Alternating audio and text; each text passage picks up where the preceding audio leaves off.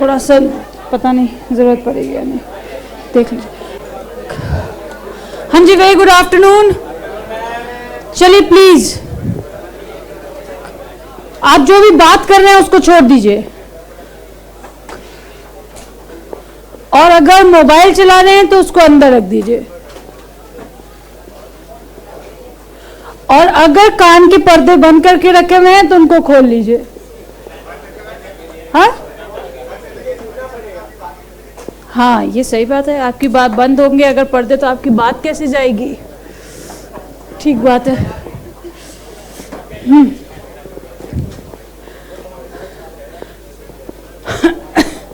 हाँ जी,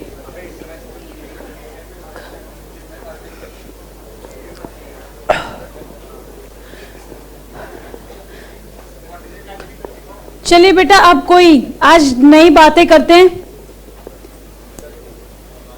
हमने कल मार्केट फेलियर नाम का यूनिट शुरू किया था, जिसने हमें बताया था कि देखो ऐसी कई बार फ्री मार्केट की वजह से ऐसी सिचुएशन क्रिएट हो जाती है जिससे ओवर प्रोडक्शन या अंडर प्रोडक्शन जैसी सिचुएशन क्रिएट हो जाती है इकोनॉमी में।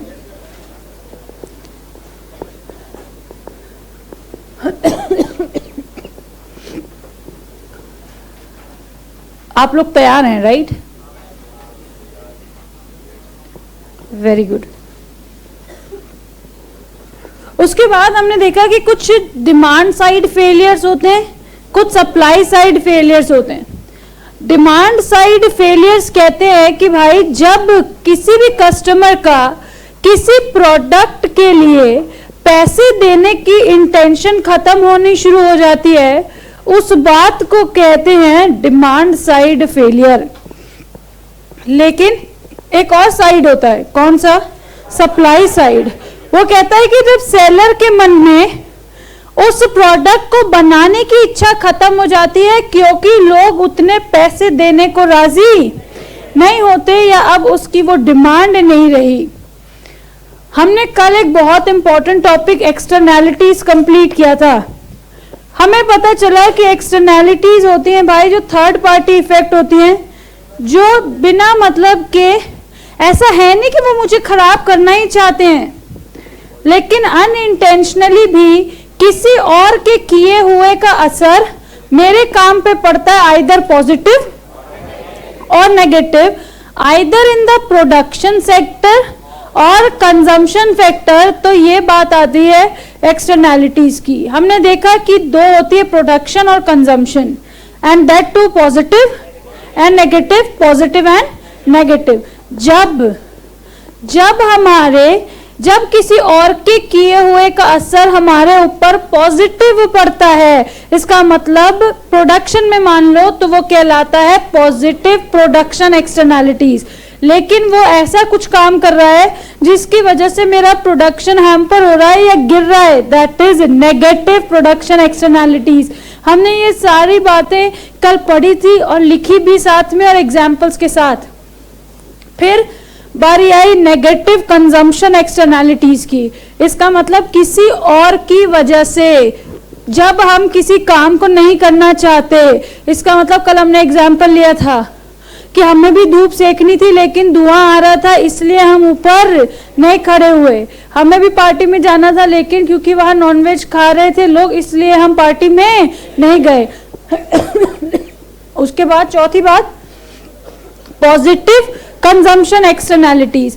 देखो कई बार हम पे भी नहीं करते किसी चीज के लिए, स्पेसिफिक चाहते भी नहीं है, लेकिन स्टिल हमें उसका बेनिफिट मिलता है, या कि हम किसी और की बात मान के उस चीज को यूज करना शुरू कर देते हैं, that is known as a positive consumption externalities.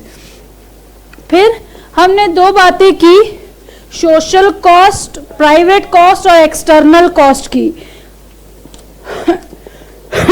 Sorry, हमें पता चला that social cost is equals to private cost plus external cost. Private cost तो होता है कॉस्ट ऑफ प्रोडक्ट, बॉन्ड का मतलब होता है बियर करना, कि अगर कोई इंडिविजुअल किसी प्रोडक्ट के कॉस्ट को बियर करता है, चाहे इसमें हो material, labour, overheads plus profits, overheads includes all the sort of indirect expenses, तब वो कहलाता है प्राइवेट कॉस्ट।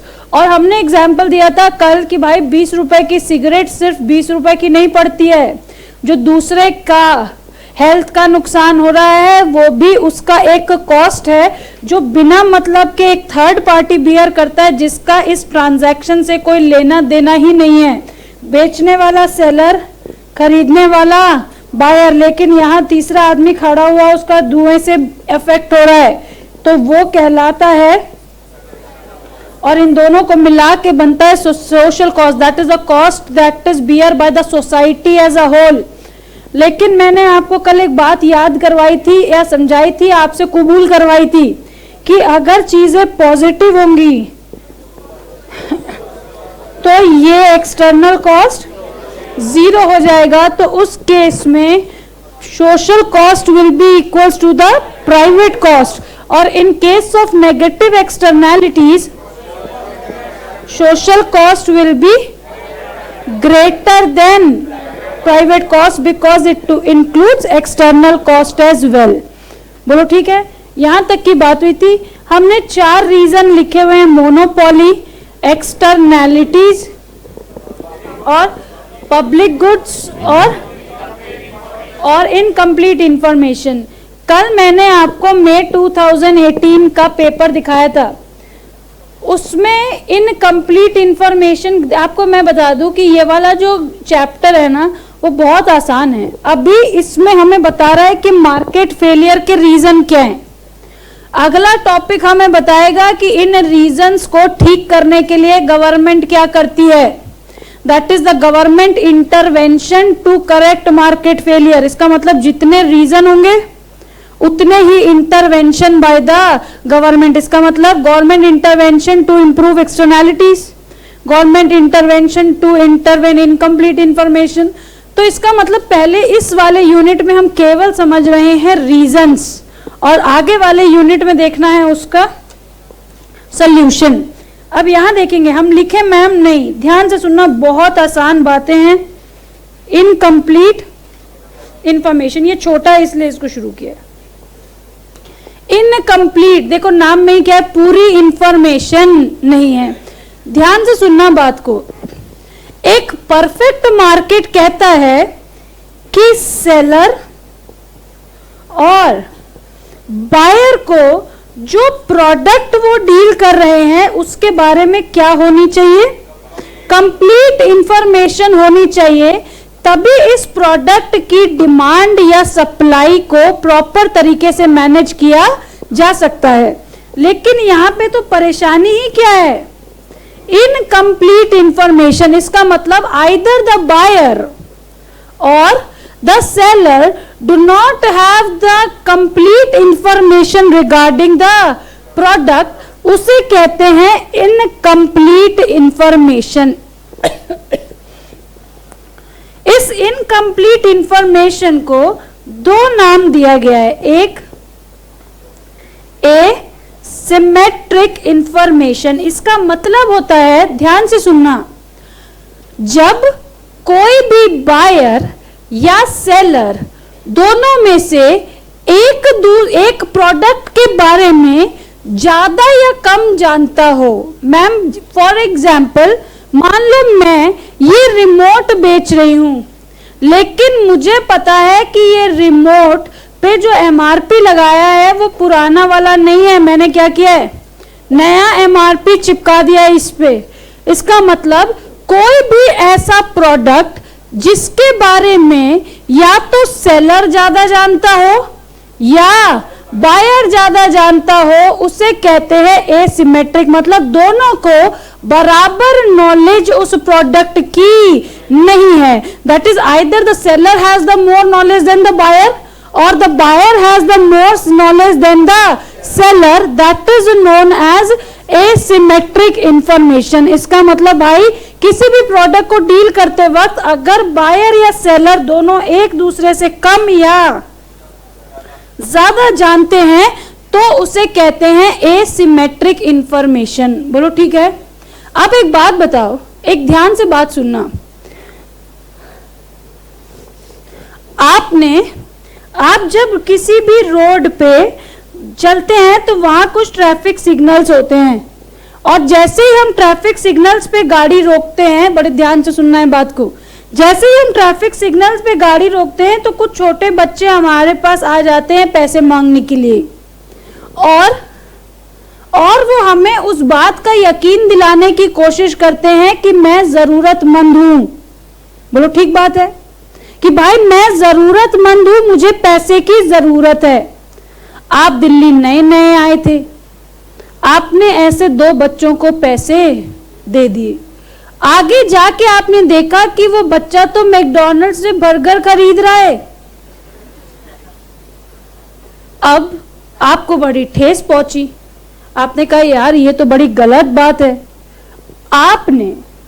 कल आप फिर उसी सड़क पे गए और कोई तीसरा बच्चा जिसको आपने कभी देखा हुआ नहीं था, उसने आपसे पैसे मांगे और कहा मुझे भूख लगी है। आप उसको पैसे देंगे? क्यों? मन में क्या आएगा, कहीं उसके जैसे ये भी बर्गर खाने वाला निकला तो। बोलो सही है गलत, यही सोच आएगी, या दूसरी की पैसे नहीं है इसलिए कि भाई उसको देखा था कि वो कल बर्गर खाने लगा था। इसका मतलब है, ध्यान से सुनना, इसको कहते हैं एडवर्स सिलेक्शन। ये क्या कह रहा है, बड़े ध्यान से सुनना है। एडवर्स सिलेक्शन कहता है किसकी वजह से? एसिमेट्रिक इंफॉर्मेशन की वजह से कई बार हाई क्वालिटी गुड्स क्या हो जाते हैं, मार्केट से बाहर हो जाते हैं। क्यों?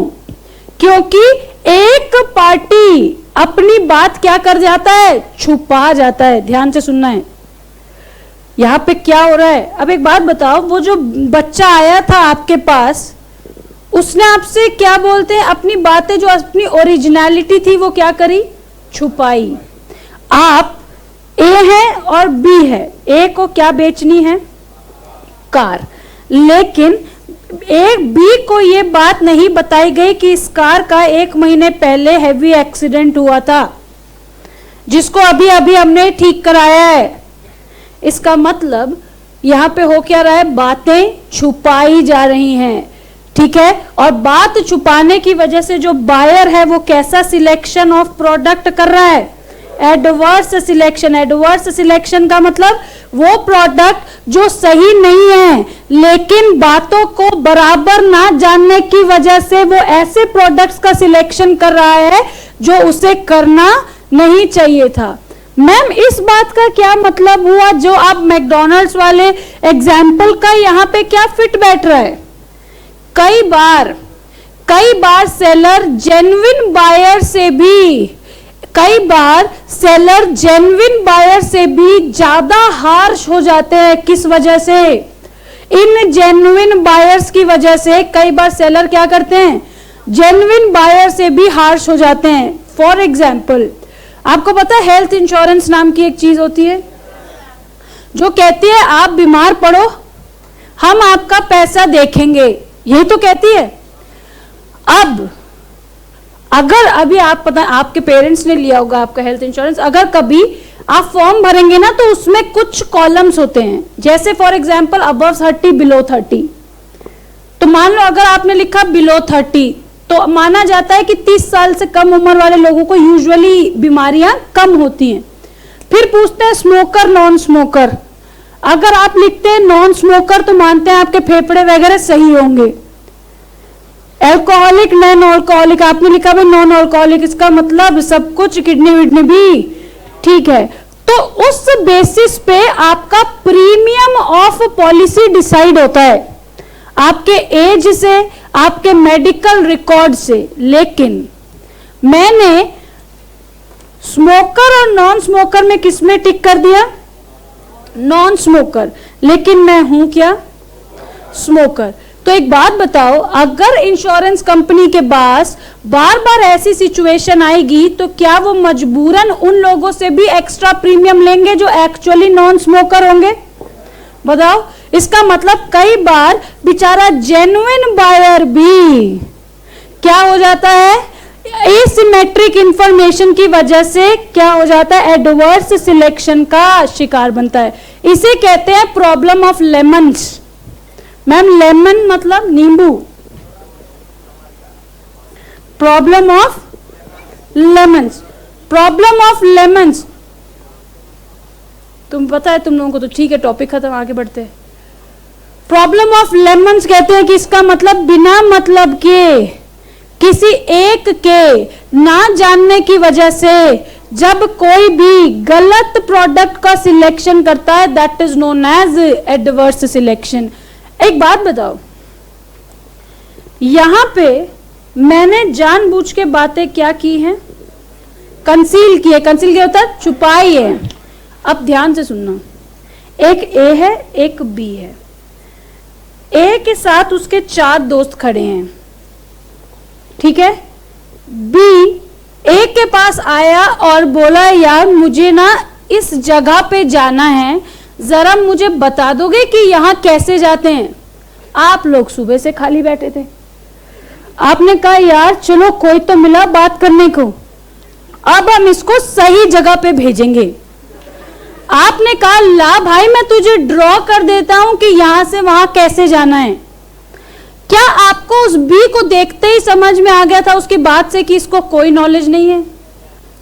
तो अगर अब आप उसके साथ धोखा करेंगे तो कहीं ना कहीं मॉरली ये बात गलत है या सही है?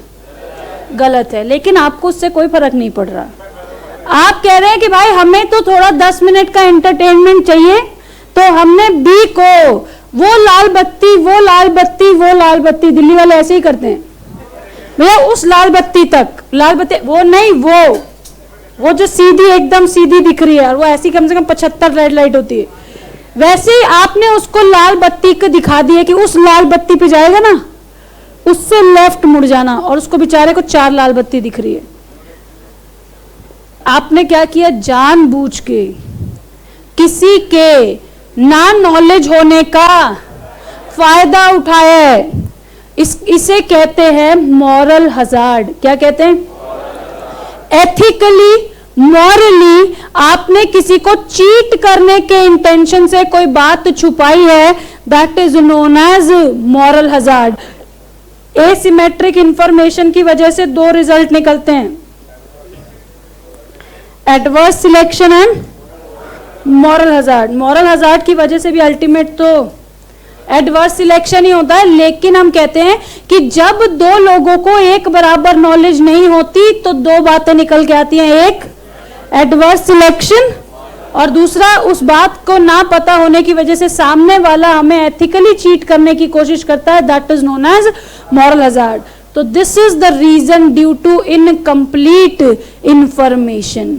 बोलो ठीक है। Incomplete information where the buyer और the seller do not have the sufficient knowledge about the product, जिसकी 2 बातें होती है, asymmetric information and adverse selection and moral hazard. ये एक पॉइंट है और ये दूसरा पॉइंट है। 2 बातें होती है, asymmetric information and adverse selection and moral hazard.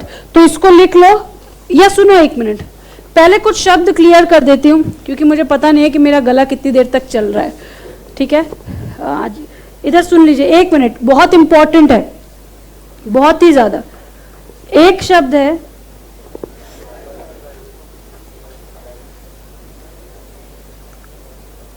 ध्यान से सुनना है प्लीज।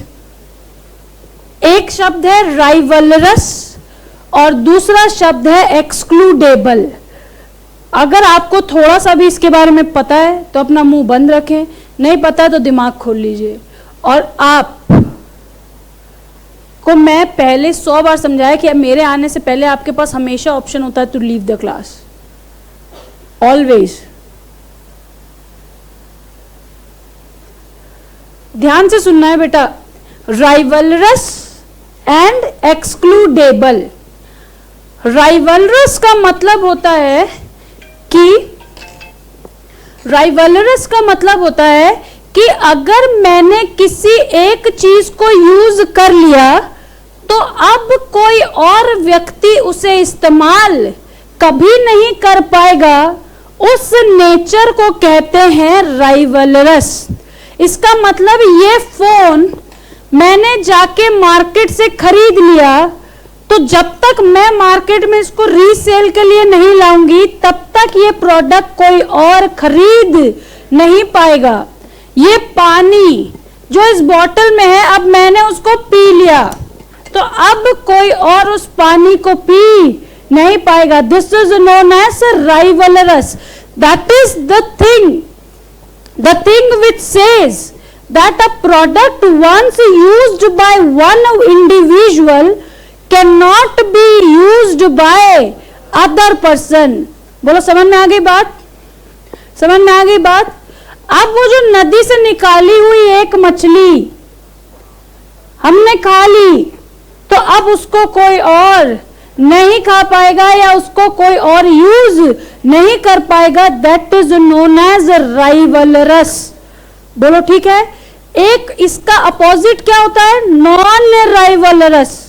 नॉन राइवलरस का मतलब कोई ऐसी चीज जिसके मेरे इस्तेमाल से किसी और का इस्तेमाल अफेक्ट नहीं होता। जैसे फॉर एग्जाम्पल मैं यहां पे चीख रही हूं तो जितना आपको सुनाई दे रहा है आपका सुनना किसी और के सुनने को अफेक्ट नहीं कर रहा है। सूरज जो रोशनी दे रहा है वो आपके ऊपर पड़ रही है तो आपके द्वारा ली गई रोशनी किसी और के ऊपर पड़ने वाली रोशनी को अफेक्ट नहीं कर रही है। That is known as non rivalrous. ध्यान से सुनेंगे, बात समझ में आ रही है? राइवलरस का मतलब क्या? अगर ये पेन मैंने खरीद लिया तो किसी और के पास इसको खरीदने का अधिकार नहीं है। That is known as rivalrous. और इसका उल्टा नॉन राइवलरस, जो क्या कहता है कि भाई तुम्हारे इस्तेमाल से किसी और के इस्तेमाल पे कोई असर नहीं पड़ेगा। अब हम पिक्चर देखने जाते हैं तो वहां पे जो डायलॉग जितने हमारे लिए होते हैं उतने ही डायलॉग किसी और के लिए भी होते हैं। लेकिन ध्यान से सुनना, अब शब्द क्या है? एक्सक्लूडेबल। ये एक सिनेमा हॉल है, ठीक है? क्या आपको यहां अंदर आने से रोका जा सकता है या नहीं? मैम बिल्कुल रोका जा सकता है। अगर टिकट नहीं खरीदी तो रोक सकते हैं। अगर मैंने कोई बदतमीजी की तो मुझे रोक सकते हैं।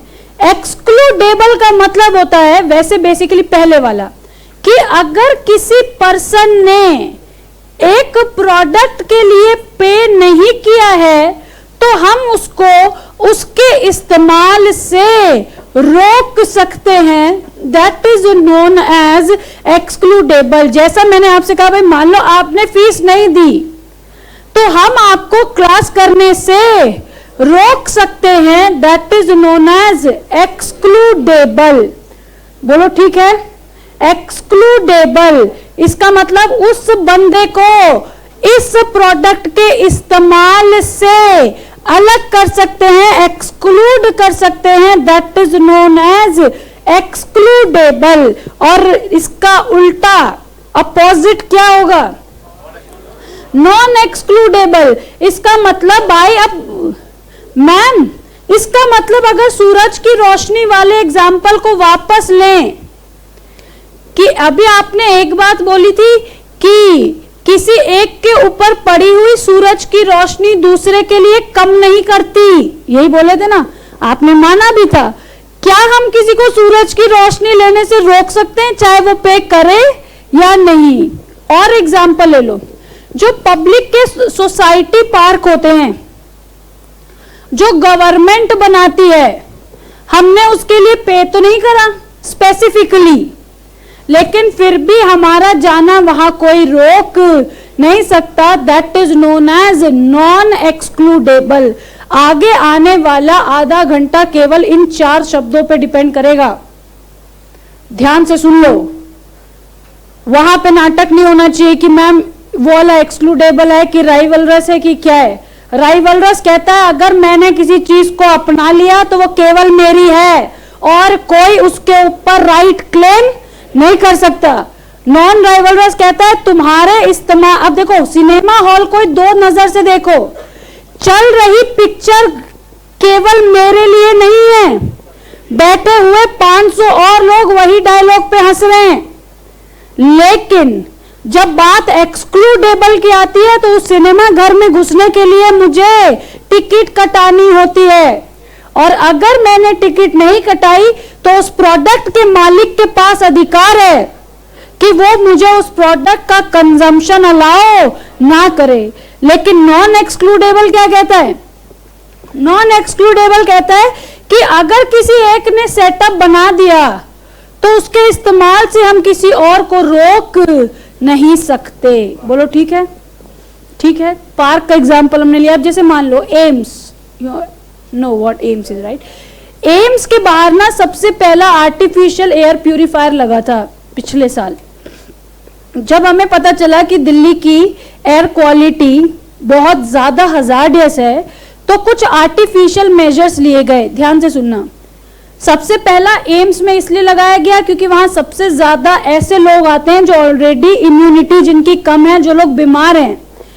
अब ऐसा कहा गया कि भाई 4 किलोमीटर तक के रेंज में ये एयर प्यूरिफायर एयर को प्यूरिफाई कर सकता है। इंटेंशन क्या थी? एम्स के लिए लगाना। लेकिन क्या आप आजू बाजू के लोग जो उस रोड से गुजर रहे थे उनके लिए लगाया नहीं था? लेकिन तब भी वो उसको यूज कर रहे थे और उसके लिए उन्होंने पेमेंट भी नहीं की, और तब भी हम उनको रोक नहीं पाए। That is the opposite of excludable, that is non excludable. बोलो ठीक है? तो इनकम्प्लीट इंफॉर्मेशन फटाफट से लिखो, उसके बाद ये क्या खेल चल रहा है यहां पे बात करेंगे।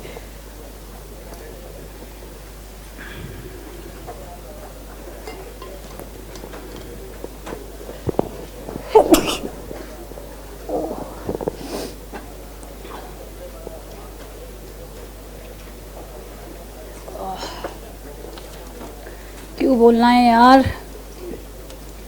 अच्छा, मुझे कल का नहीं मालूम है कि 10 बजे क्या अनाउंसमेंट होगा।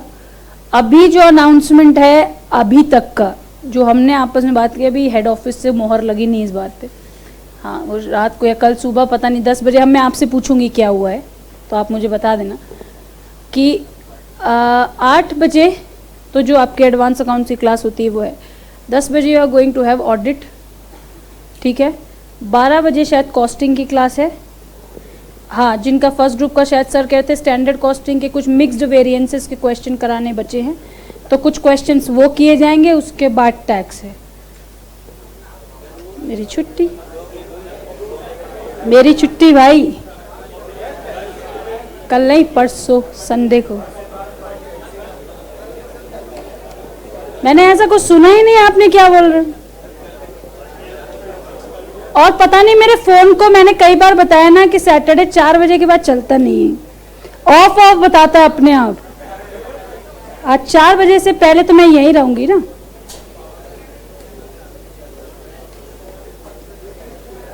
ये देखो, अब मेरे को बोलने में मजबूर कर दिया तुमने। मेरे को सवाल सुनाई पड़ रहा है कि कल भी ऐसा ही होगा क्या कुछ, और हम इंस्टीट्यूट को दोषी मानते हैं कि इंस्टीट्यूट हमें पास नहीं होने देना चाहता। भाई मैंने स्पेसिफिकली कहा कि ये बात रविवार दिनांक 23 दिसंबर 2018 की हो रही है और केवल उसी दिन के लिए लागू होगी। ऐसे ही होता है ना कुछ।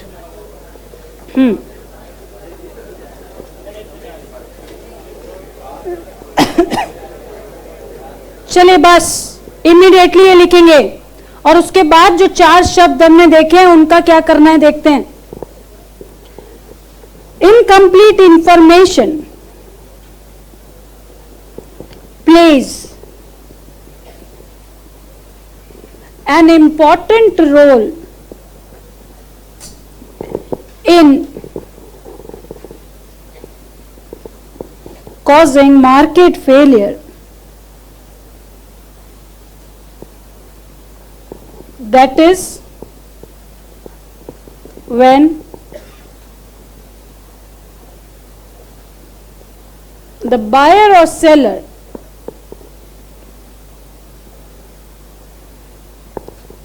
do not have the appropriate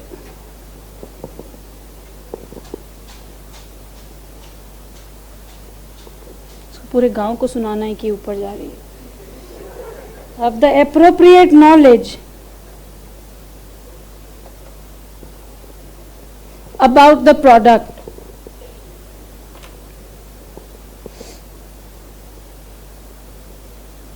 There are two areas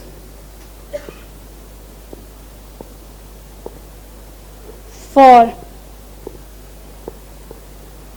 incomplete information. A is asymmetric information. When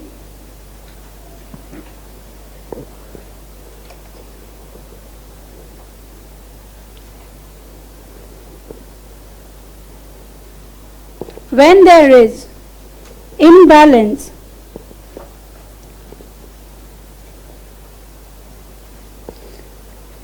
in the information level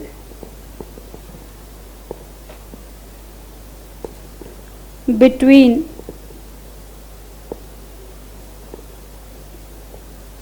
buyer and the sellers,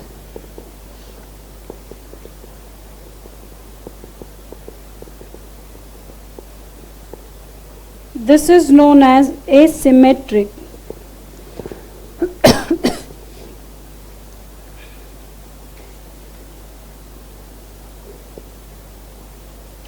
Information.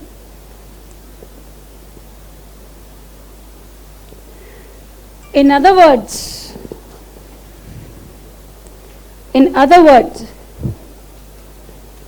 when buyer or seller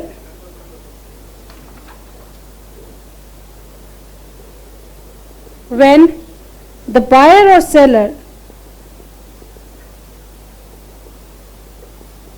knows different aspect about the product,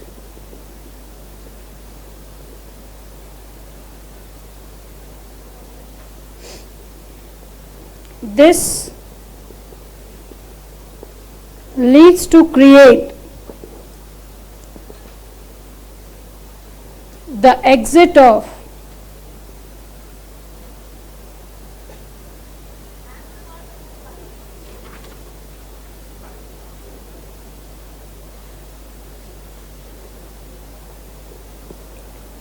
high quality products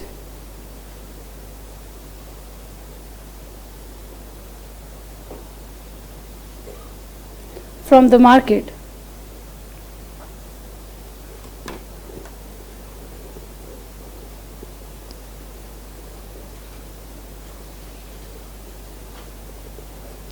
Adverse selection and moral hazard.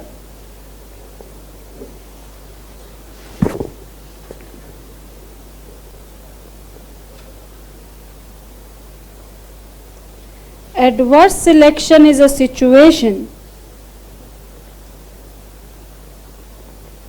where the asymmetric information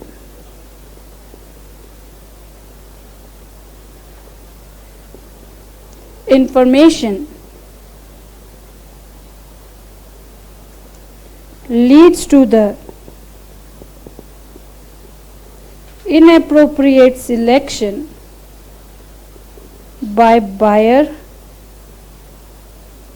और seller से कैसे inappropriate होगा कि अगर उसको buyer की पूरी knowledge नहीं है तो वो जेन्युइन बायर्स के साथ भी कई बार हार्श हो जाता है due to ingenuine buyers.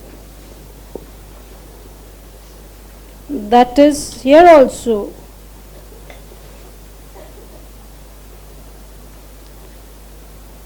low quality products can make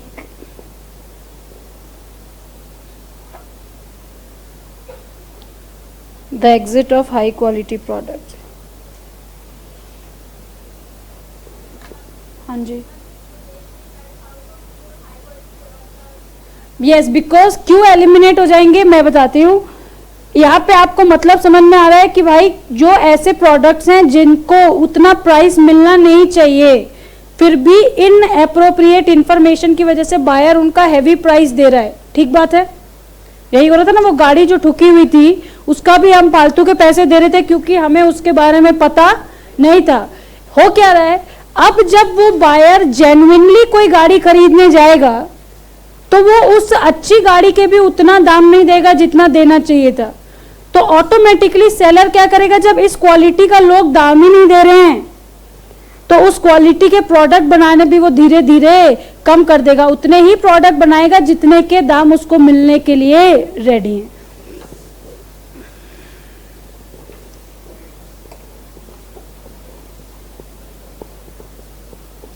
moral hazard को कैसे याद रखना है, किसी के साथ जानबूझ के चीट किया है हमने. Moral hazard is the situation where informed person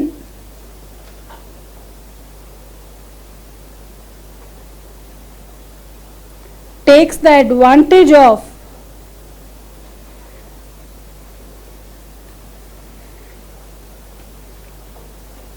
lack of knowledge of the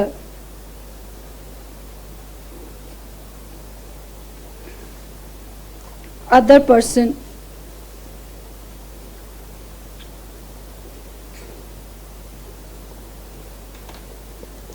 यहाँ पे incomplete information was B, right. ये इसके बाद वाला सी नहीं है.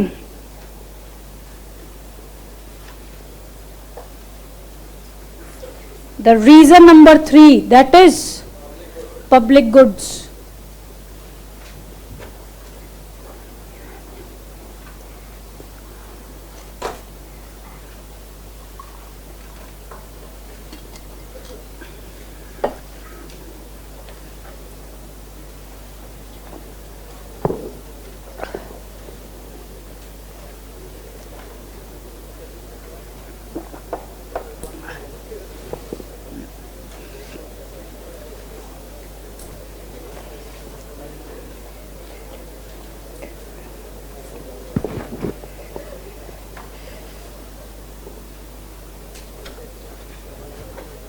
हाँ जी, डन. 4 शब्द बताए मैंने. Rivalrous, non rivalrous, excludable, non excludable. ये हो गया. आगे बढ़े. चलिए एक नया शब्द और सुनिए, that is free rider problem. क्या? Free rider problem. इसका मतलब जबरदस्ती फ्री फोकट में हमारे साथ लोग सफर भी करना चाहते हैं लेकिन पैसे भी नहीं देना चाहते.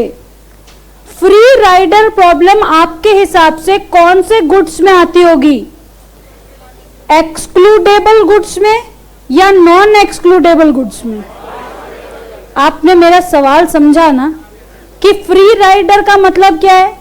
मुझे स्पेसिफिकली पे भी नहीं करना है लेकिन उस चीज को इस्तेमाल भी करना है. तो आपके हिसाब से ये सिचुएशन कौन सी जगह पे फेस करनी पड़ती होगी, एक्सक्लूडेबल में या नॉन एक्सक्लूडेबल? 100%. कि इसका मतलब कि there are less, very very less chances of free riding in excludable goods. बताओ कि हाँ मैम, क्योंकि भाई अगर सिनेमा हॉल के अंदर घुसना है तो बहुत कम चांस है जब तक चाचा विधायक नहीं हो हमारे, नहीं कि हम सिनेमा हॉल में फ्री में घुस सकते हैं. इसका मतलब ध्यान से सुनना है बेटा, आपके 2 टॉपिक्स खत्म हो गए हैं. मैम हाँ, खत्म हो गए एक्सटर्नैलिटीज और इनकम्प्लीट इंफॉर्मेशन, उसके अलावा आपके 2 टॉपिक्स खत्म हो गए हैं। मैम वो 2 टॉपिक्स क्या हैं? Those topics are private goods and public goods. ध्यान से सुनना है। प्राइवेट गुड्स वो गुड्स होते हैं जिनके लिए लोग स्पेसिफिकली पे करना चाहते हैं और हर प्रोडक्ट की इंडिविजुअल डिमांड क्रिएट होती है। ध्यान से सुनना है। मैंने कहा प्राइवेट गुड्स वो गुड्स होते हैं जिनके लिए बायर स्पेसिफिकली पे करता है कि मुझे यही वाली किताब चाहिए, और हर प्रोडक्ट का इंडिविजुअल डिमांड क्रिएट होता है। प्राइवेट गुड्स राइवलरस होते हैं। बोलो सही बात है। अगर मैंने इस किताब को खरीद लिया तो कोई और इस किताब को नहीं खरीद पाएगा। प्राइवेट गुड्स एक्सक्लूडेबल भी होते हैं। बताओ सही बात है कि अगर सेलर चाहे तो बायर को रोक सकता है इस्तेमाल से। कब तक? जब तक बायर उस चीज के लिए पे करने को राजी ना हो जाए। अभी अभी आपने माना कि जो चीज एक्सक्लूडेबल है उसमें फ्री राइडिंग का प्रॉब्लम यूजुअली नहीं होता है, क्योंकि हम चाहें तो उसके कंजम्पशन के ऊपर रोक लगा सकते हैं। अच्छा एक बात बताओ, हम और आप किस में आते हैं यूजुअली अगर किसी प्रोडक्ट की बात की जाए तो? ध्यान से सुनना है, सुनो। क्या आप किसी दुकान में जाके ये बात बोल के आ सकते हो कि भैया मुझे तो ये वर्थ नहीं लग रहा इसलिए मैं नहीं खरीदूंगा? यार मैंने आपसे क्या इकोनॉमिक्स पूछी भाई? मैंने पूछा क्या आप किसी दुकान में गए, आपसे पूछा ये प्रोडक्ट खरीद लो, आपने कहा नहीं खरीदना क्योंकि आप जितना पैसा मांग रहे हो उतने के लायक ये नहीं है, ये मुझे कलर नहीं पसंद आया, मैं नहीं खरीदूंगा। बिल्कुल बोल सकते हैं। इसका मतलब when the buyer will specifically pay for a product, he has a right to reject the product on the basis of specification। कि भाई मुझे इसका कलर नहीं अच्छा लग रहा है इसलिए मैं इस प्रोडक्ट को नहीं खरीदूंगा। अब इसी बात को अब ध्यान से सुनना। मैंने आपको एक शब्द बताया था बेटा, कलेक्टिव गुड्स, याद है आपको? कलेक्टिव गुड्स में मैंने बताया था कि वो गुड्स जो एक से ज्यादा लोग एक समय पे इस्तेमाल कर सकते हैं उन गुड्स को कहते हैं कलेक्टिव गुड्स। तो पब्लिक गुड्स कौन से गुड्स होते हैं? Collective goods. इसका मतलब public goods are those goods जहां पर गवर्नमेंट इन्वेस्ट करती है जिससे मैक्सिमम लोग उसका फायदा उठा सकें। ठीक है, तो सबसे पहली बात, जो प्राइवेट है उसका जस्ट अपोजिट है।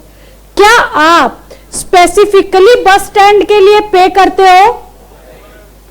दूसरा, क्या आप अगर बस में चढ़ गए तो आप किसी और को बस में चढ़ने से रोक सकते हो? नहीं।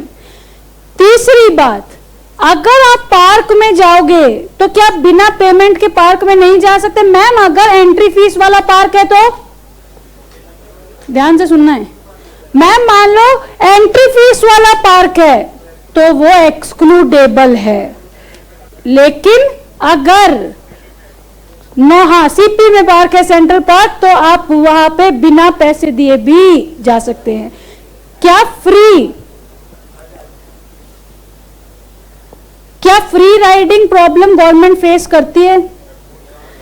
ऑप्शन सबको चाहिए लेकिन पैसे किसी को नहीं देने हैं। क्या आप पब्लिक गुड्स को इसलिए रिजेक्ट कर सकते हैं क्योंकि एज पर योर स्पेसिफिकेशन नहीं है? क्यों भाई, मुझे बस स्टैंड के वॉल पे हुआ कलर पसंद नहीं है इसलिए हम कल से इस बस में नहीं जाएंगे और पैसे भी नहीं देंगे। तो गवर्नमेंट क्या कहेगी? अच्छी बात है, तुम मत आना कल से। इसका मतलब when you specifically not pay for anything you have no right of rejection. जब आपने उसके लिए स्पेसिफिकली पे ही नहीं किया है तो आपके पास उसको नकारने का राइट भी नहीं है। मैम अब ये बात तो समझ आ गई कि देखो प्राइवेट गुड्स क्या होते हैं, पब्लिक गुड्स क्या होते हैं। लेकिन यहां पे एक बात लिखी है कि पब्लिक गुड्स होने की वजह से मार्केट खराब हो रही है। इसका क्या चक्कर है, ध्यान से सुनना। जब गवर्नमेंट कुछ ऐसी चीजों को बहुत ज्यादा इजीली अवेलेबल करवा देती है इन द मार्केट, तो ऑटोमेटिकली उस प्रोडक्ट की प्राइवेट डिमांड क्या हो जाती है, कम हो जाती है, जिससे फ्री मार्केट में उसकी प्राइस एकदम गिर जाती है, और that ultimately leads to the under production of that goods. तो ये कहते हैं कि फ्री मार्केट को तबाह करने वाले पब्लिक गुड्स होते हैं। इसका मतलब आज जब आप बहुत इजीली पब्लिक को किसी भी गुड्स को अवेलेबल करवाएंगे, तो उस प्रोडक्ट के लिए उसकी डिमांड की इच्छा, उसके लिए पे करने की इच्छा क्या होने लगेगी, कम होने लगेगी, और ऑटोमेटिकली वो डिमांड साइड फेलियर की तरफ बढ़ेगा। अब आप सेलर पॉइंट ऑफ व्यू से सोचो। अगर आपको मैं बताऊं, मेरे फादर का ना स्टेशनरी बिजनेस है, we supply books in the schools and colleges. तो सुनो ना, मैं पेन थोड़ी बेच रही हूं। तो ना छत्तीसगढ़ में 2001 में ना, जब पहली बार कांग्रेस वाज देयर, फर्स्ट जब इलेक्शन हुए थे, तो वहां पे ना एक रूल आया कि 10th क्लास तक गवर्नमेंट स्कूल्स में और स्टेट बोर्ड्स की स्कूल में गवर्नमेंट की तरफ से बुक्स फ्री मिलेंगी। ध्यान से सुनना है बात को। तो बताओ कि ऑटोमेटिकली बीइंग अ सेलर, क्या अब उस किताब का मेरे लिए कोई रेलेवेंस है? नहीं, क्योंकि उसके पैसे तो मुझे अब मिलने नहीं है। तो क्या अब उस किताब को मैं अपनी दुकान में रख के अपने शेल्फ भरूं कि नहीं, भाई फ्री मिल रही है तो जाओ स्कूल से ले लो, हमसे क्यों मांगने हैं फिर। तो यहां पे होता क्या है कि सेलर भी उन प्रोडक्ट्स की तरफ से फ्री होने लगते हैं कि अब इस प्रोडक्ट को तो बनाने का या बेचने का कोई मतलब ही नहीं है, क्योंकि जो बायर है वो इसके पैसे ही नहीं देगा। इसका मतलब बायर कह रहा है वाओ फ्री में मिल रही है, क्यों पैसे दूं, और सेलर यही सोच रहा है क्यों बनाऊं जब इसके पैसे ही नहीं मिलने। बोलो ठीक है। पब्लिक गुड्स, इसका क्वेश्चन बनेगा, और क्वेश्चन बनेगा जब इनको एक साथ दो टॉपिक पूछने होंगे तो ये क्या करेंगे, differentiate public goods and private goods. तो क्या होगा, specifically payment, not specifically payment, rivalrous, non rivalrous, excludable, no free riding problem, free riding problems, rejection can be done by the buyer on the basis of specification, क्योंकि वो पैसे दे रहा है। No rejection can from the use of the buyer, क्योंकि वो specifically पैसे नहीं दे रहा है। Yes, non excludability causes free riding. नहीं बेटा, दो एक चीज नहीं है, एक मिनट, नहीं मैं बताती हूं ना आपको। आप जो कह रहे हो किसी को रोक तो सकते नहीं, तो ऑटोमेटिकली वो फ्री में तो घुसेगा ही, ठीक है। यहां पर बात क्या है बेटा, free riding is the result of non excludability. ध्यान से सुनना है। मैंने मान लो कोई एक सेमिनार रखा, मैंने कहा कि सीए के जितने रेलेवेंट बच्चे हैं वो आए और इस बात को सुने, तो नॉन एक्सक्लूडेबिलिटी हो गई, क्योंकि मैंने कहा है भाई आ जाओ तो लोग आएंगे ही। लेकिन दूसरी बात, वो क्या इंटेंशन है उनकी कि भाई क्योंकि चलो फ्री में क्लास हो रही है इसलिए हम जाके बैठ जाते हैं। ये वो क्यों कर पाए हैं, क्योंकि हम उनको उस बात को अलाउ कर रहे हैं। Excludability is allowing, non excludability is allowing of doing something without payment, ठीक है। और free riding is the intention of the buyer to use the thing even without paying for that.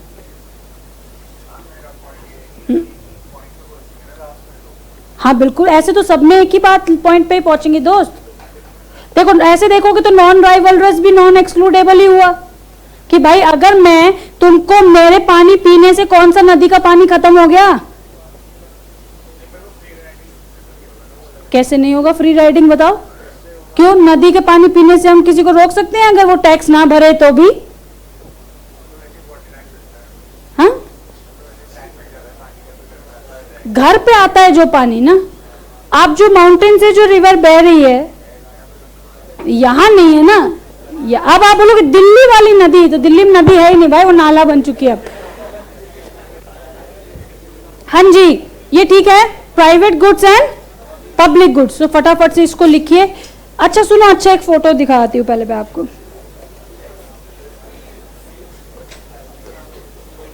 Two by two का matrix है।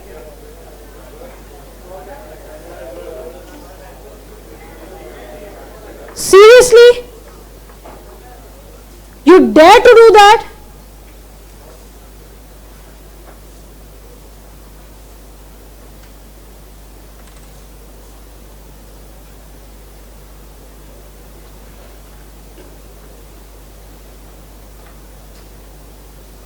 एक private goods है, दूसरा मुझे pure public goods दिख रहा है। Rivalries plus excludable, pure private है भाई। Non rivalries, non excludable. अब एक बात ध्यान से सुनना, मैम ये शब्द आपने लगाया क्या? प्योर। यहां पे भी अगर मैं देखूं इन दोनों में, तो बेटा फिर वो एबीसीडी वाली सिचुएशन आ गई है कि एक कैरेक्टरिस्टिक्स प्राइवेट की है और एक कैरेक्टरिस्टिक्स पब्लिक की है। अगर मैं उस दूसरे वाले डब्बे की तरफ जाऊं तो मैं देखूंगी कि वो प्रोडक्ट जो भी वहां पे लाई करेगा, उसको अगर किसी एक ने यूज कर लिया तो दूसरा यूज नहीं कर पाएगा, लेकिन उसके इस्तेमाल को हम रोक भी नहीं पाएंगे। जब मैं सी वाले डब्बे में आऊंगी तो वो कहता है कि हम उसके इस्तेमाल को किसी के लिए रोक तो सकते हैं, लेकिन एक बंदे का इस्तेमाल उस चीज को खत्म नहीं करेगा। बेटा pure goods are usually the things which cost nothing.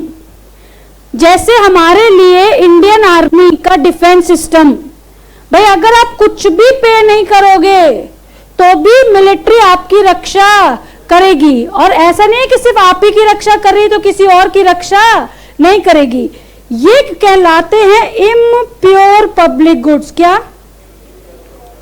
Impure public goods. इसका मतलब the public goods which has the characteristics of both private and public. अब ध्यान से देखना, क्या सिनेमा हॉल एग्जाम्पल ठीक है, मैं अगर वो टिकट नहीं देगा तो उसको रोक सकती हूं, लेकिन शाहरुख खान का बोला हुआ एक डायलॉग अगर कोई सुन ले तो ऐसा नहीं है कि कोई दूसरा व्यक्ति उसको सुन नहीं सकता।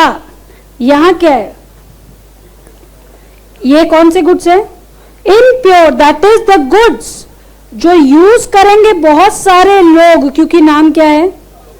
पब्लिक, लेकिन उसमें कुछ कैरेक्टरिस्टिक्स प्राइवेट की भी होती है, इसलिए ये कहलाते हैं इम्प्योर पब्लिक गुड्स। पब्लिक, अरे रुको ना, इसको आने दो ना। हाँ जी, नहीं, इम्प्योर प्राइवेट गुड्स, हाँ दूसरे सेंस में देखोगे कि वो प्राइवेट गुड्स जिसमें पब्लिक का भी इन्वॉल्वमेंट है। यहां देखो, फॉरेस्ट, फिश, दूसरे पोल्ट्री आइटम्स। अगर मैंने एक पेड़ काट लिया तो उस वाले पेड़ को कोई और काट नहीं सकता, लेकिन पेड़ इस्तेमाल करने के, आप यहां पे कह सकते हैं these are the common access resources, वो रिसोर्सेज जो किसी पर्टिकुलर लोगों के लिए ना बने हो। मैं फिर से बताऊं इस बात को, ये दोनों ठीक है। प्योर पब्लिक गुड्स क्या है? सनलाइट, ना किसी को रोक सकते हैं ना किसी के लिए कम होती है। Pure public goods that is the thing which is pure, non rivalrous as well as non excludable. लेकिन कुछ ऐसे गुड्स जो कलेक्टिव इस्तेमाल होते हैं लेकिन उनमें एक कैरेक्टरिस्टिक्स प्राइवेट वाली भी होती है, जैसे the goods in the category C. Goods in the category C have the non-rivalrous as well as excludable nature। मेरे इस्तेमाल करने से इस प्रोडक्ट की यूटिलिटी खत्म नहीं हो जाएगी, या अगर मैंने इसको इस्तेमाल कर लिया तो ऐसा नहीं है कि कोई और इसको इस्तेमाल नहीं कर पाएगा, लेकिन हाँ उसका कंजम्पशन हम अलाउड या डिसअलाउड कर सकते हैं अगर उसने पेमेंट नहीं की तो। यहां पे क्या है, अगर मैंने किसी चीज को खा लिया या मैंने किसी प्रोडक्ट को यूज कर लिया तो कोई और उस प्रोडक्ट को यूज नहीं करेगा, लेकिन आप इन प्रोडक्ट्स को यूज करने से किसी को नहीं रोक सकते। इन्हें क्या कहते हैं, कॉमन एक्सेस रिसोर्सेज। वो रिसोर्सेज जो किसी एक के एक्सेस के लिए नहीं बने हैं, सबके लिए बने, जैसे रिवर, फॉरेस्ट, ये सारी चीजें। ये ऐसी चीज है कि हम, अगर मैंने 5 लीटर पानी रिवर से निकाल लिया तो कोई और उस 5 लीटर को यूज नहीं कर सकता, लेकिन क्योंकि वो कॉमन एक्सेस के लिए है इसलिए हम उसको किसी और को यूज करने से भी नहीं रोक सकते। तो there are pure public goods and impure public goods. वो गुड्स जो नॉन राइवलरस हैं और नॉन एक्सक्लूडेबल हैं, they are pure public goods, and the public goods which has the some characteristics of private goods, they are known as impure public goods। public goods के 5 बातें हैं, private, public, pure and impure public goods। Free rider problem, क्या आप free rider problem के बारे में जानते हैं? मतलब क्या है, यूज भी करना है और उसके लिए स्पेसिफिकली पे भी नहीं करना है। चलो इसको तो लिखो पहले, देन विल सी।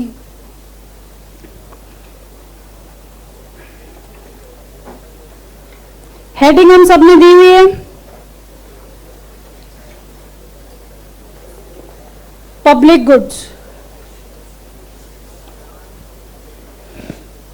भरत भी आए हैं?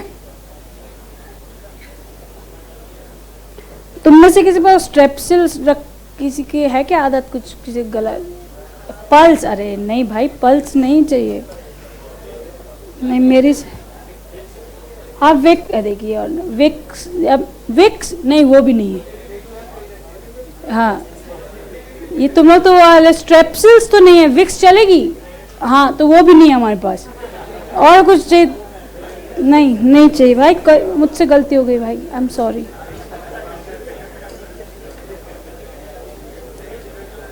Public goods, public goods are,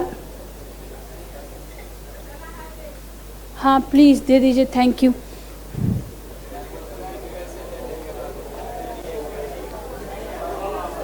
thank you.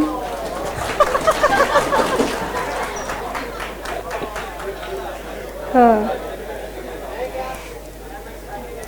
हाँ सही बात है। अब ये आधा घंटा इसको खोलने में लगेगा, कर लो जब तक तुम लोग, कोई बात नहीं। हवा मत निकालना बस, करो करो करो। इतना भी सहन नहीं है तुम लोगों से ना, गिर गई आधी, ये देखो आधी बची है।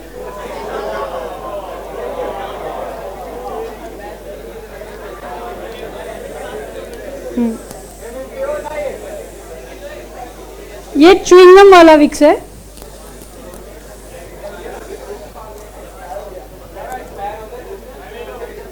इतने में मरूंगी नहीं मैं, तुम्हारी इतनी खुशकिस्मती नहीं है। अभी तो छुपा के रखा था नहीं,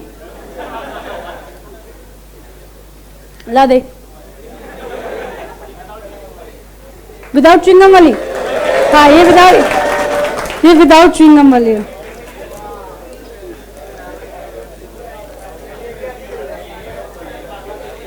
मैंने तुमको दिखाया नहीं तो इसको भी तुम गिरा देते नजर लगा के।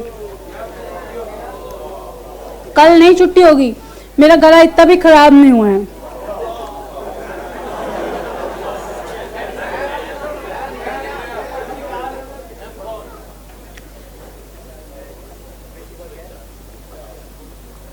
Public goods are those goods which are used by number of persons at a time, that is उनको क्या कहते हैं? Collective goods.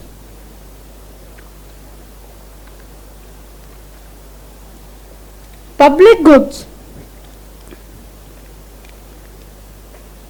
can hamper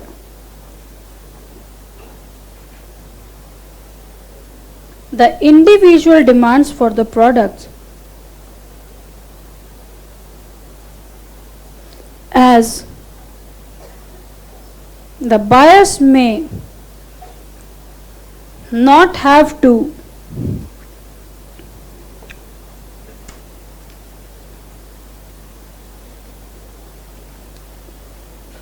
pay for the products. अच्छा एक काम करें, हम इसको डिफरेंस के फॉर्म में ही लिख लेते हैं तो हमारा 2 पॉइंट कवर हो जाएगा, that is public private as well as the difference will also get covered. यहां पे क्या है?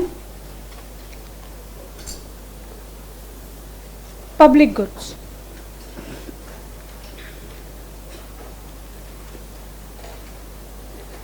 Private goods are those goods for which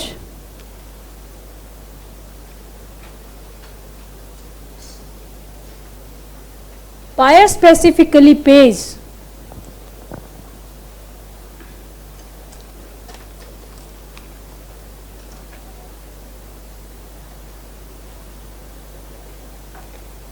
Public goods are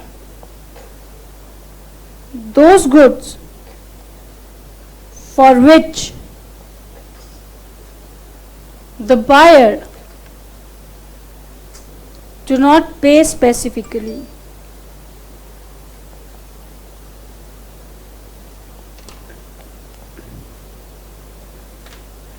B is they are rivalries in nature. ये जितनों का भी अभी मुंह चल रहा है ना लड़कियों का specially, that is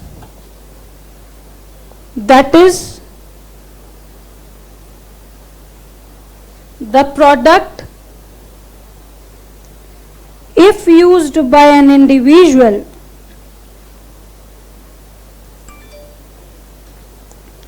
can not be used by others.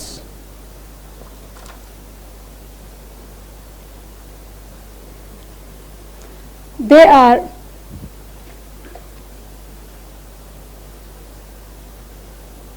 non-rivalrous in nature, that is the use by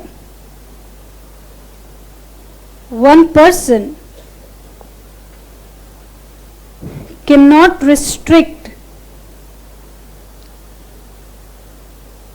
the other person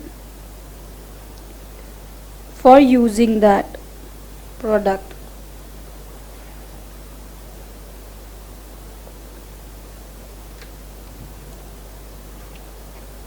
C is they are excludable, that is the buyer can be restricted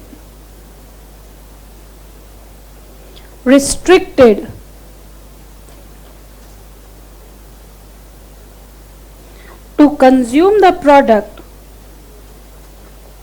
if not paid for that.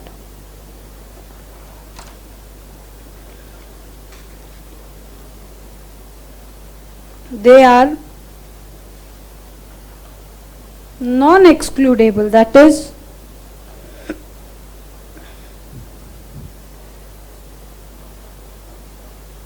the buyer cannot be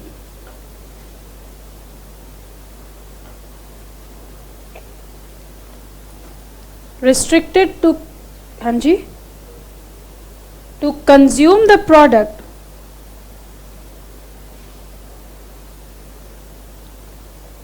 even if the buyer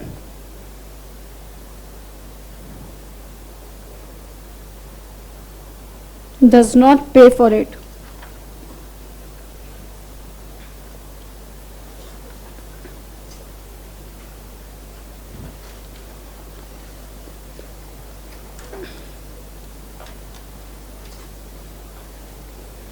D is, there are very rare chance of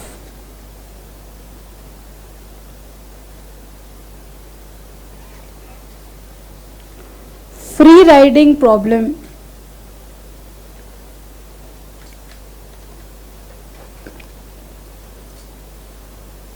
There are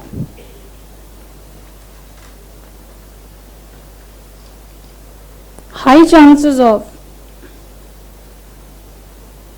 या chances के बजाय आप ये भी लिखेंगे कि it free riding होता है तो भी वही है,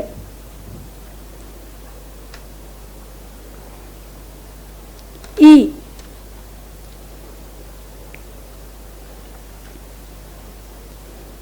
the buyer can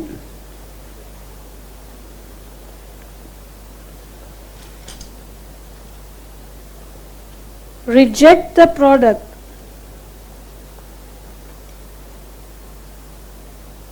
on the basis of certain specifications.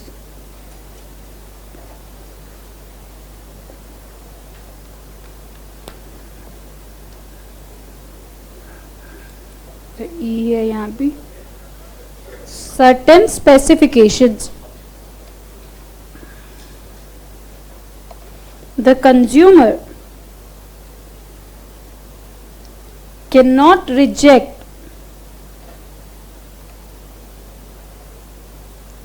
the product on the basis of certain specifications.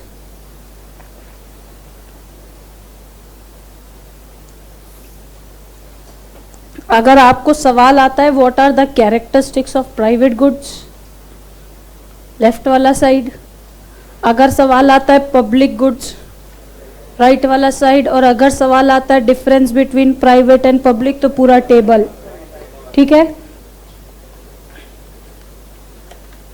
Ma'am. अब हो गया? नहीं हुआ है अभी। अब यहाँ हम लिखेंगे प्योर एंड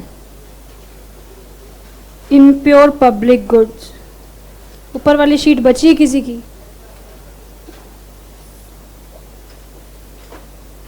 जो मेरे साथ लिख रहे हैं, pure public goods, pure public goods नहीं, उसको लाइन में लिखेंगे, लाइन वाइज, डिफरेंस नहीं लिखेंगे। प्योर पब्लिक गुड्स हो गया दोस्त ये। Pure public goods are, pure public goods are those goods which are non-rivalrous as well as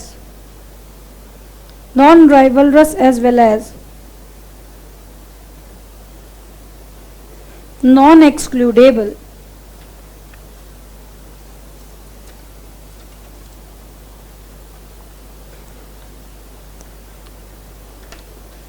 For example,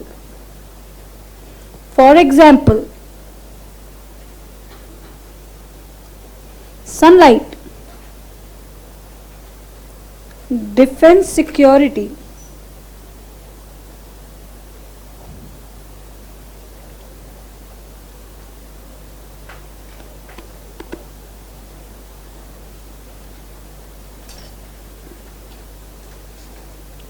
impure public goods,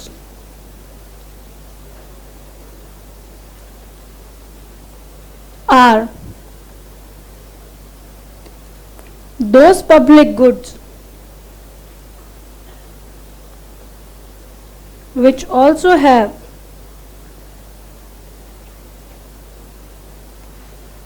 the characteristics of private goods as well. हमें पता है that is they can either be, या तो rivalries हो सकते हैं या excludable भी हो सकते हैं, लेकिन अगर दोनों हुए तो प्राइवेट गुड्स हो गया। इसका मतलब एक कैरेक्टरिस्टिक्स होनी चाहिए पब्लिक वाली और एक कैरेक्टरिस्टिक्स होनी चाहिए प्राइवेट वाली। उसकी फोटो भी अभी हम लोग बना लेंगे। That is they can either B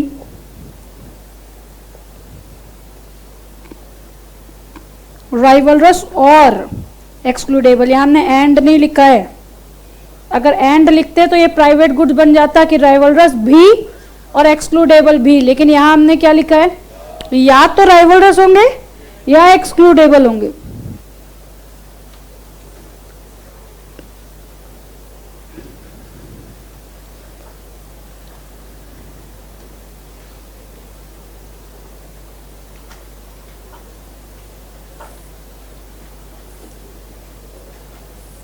ऊपर वाली शीट बची किसी की, ये बचा है किसी का लिखना? Very good. Rivalries and non rivalries, ये तो क्या है भाई, सीधा प्योर प्राइवेट गुड्स नाम की कोई वैसे स्पेसिफिकली नहीं है, तो ये कौन से गुड्स हैं? Private goods. और the things which are non rivalrous as well as non excludable are known as pure public goods.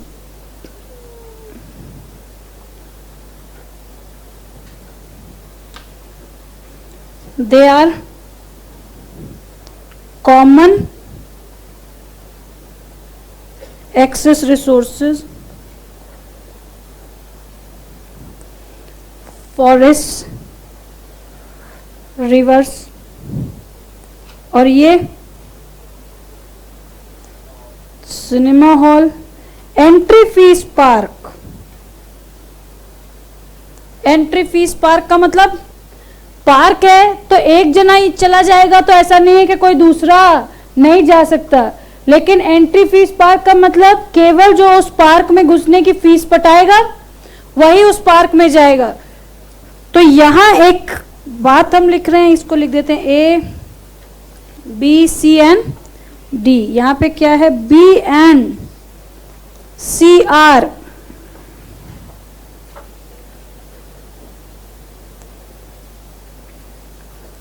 Impure public goods. आपके स्टडी में इन चारों को बड़े डिटेल में बताया गया। डिटेल का मतलब जैसे हम लोग बीसीजी में लिखे थे ना, हर एक एक को पढ़ के, तो यहां पे इन्होंने बताया कि process A has the goods which are in the nature of rivalrous as well as excludable, they are known as private goods. लिखना है कैसे कि हो जाएगा, हो जाएगा ना। मतलब अगर आपको, अरे मैम ये है क्या, ये एक सवाल आएगा क्या नाम से, किसका? अरे इसका भी कोई नाम नहीं है भाई, ये तो एग्जाम्पल लिखा है कॉमन एक्सेस रिसोर्सेज, और स्पेसिफिकली कोई नाम नहीं है। अगर आपसे कोई कहेगा तो आप कह सकते हैं कि that common access resources has the characteristics of rivalrous as well as non excludable. Note,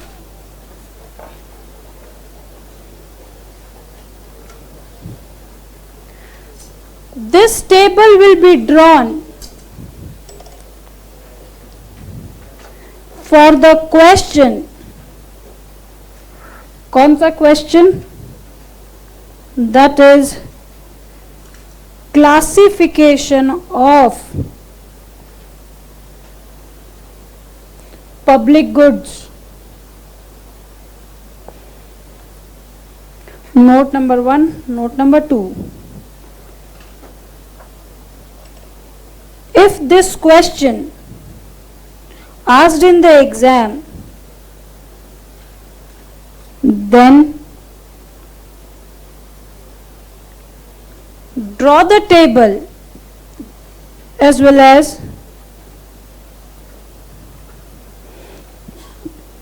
explain all the 4 boxes. अरे आपको लिखा हुआ तो दिख ही रहा है, सिर्फ आपको हमने देखा है कि हमें बताना भी आता है new market and existing product क्या कहलाता है, तो यहां ही बताना the goods which are rivalrous and excludable are private goods, the goods which are rivalrous but non excludable are impure public goods such as common access resources, the goods which are non rivalrous but excludable, they are impure public goods such as cinema hall, the park which has a specific entry fees, the goods which are non rivalrous as well as non excludable are pure public goods. तो ये बात हमें लिखनी है, बोलो ठीक है, हो जाएगा, इसको लिख पाओगे इस, हाँ किसी ने कुछ कहा, किसने मैम बोला ना,